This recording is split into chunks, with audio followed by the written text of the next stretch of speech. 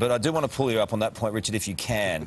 Can you explain this to me? How are you going to tax the increased paper value of an asset that hasn't been sold?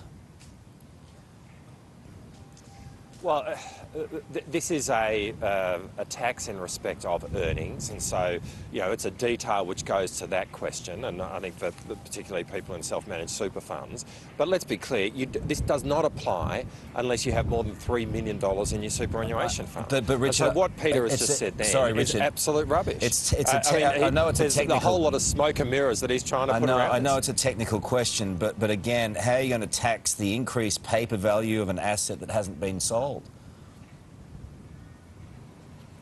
Well, as I say, this goes to the question of earnings in super funds with more than $3 million and the way in which that is that's put in place. And that is the issue here.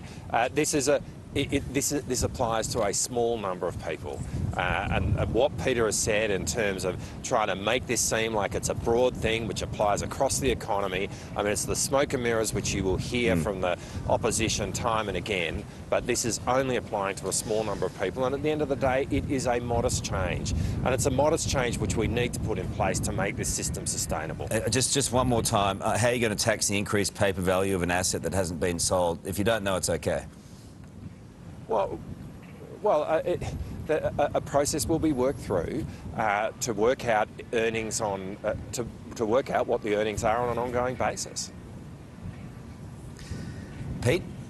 Richard, you're the Deputy Prime Minister. You're on the Expenditure Review Committee.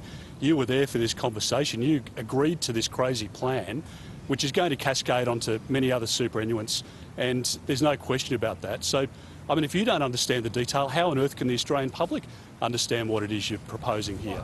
It's a pretty basic question.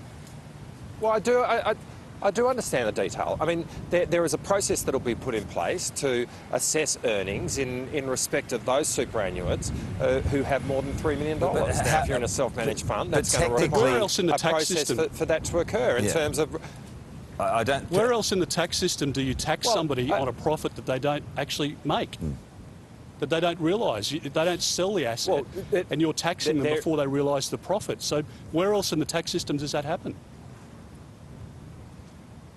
An assessment is going to be made in relation to super funds and their earnings, so that there is a tax applied to those earnings, and that is what will occur.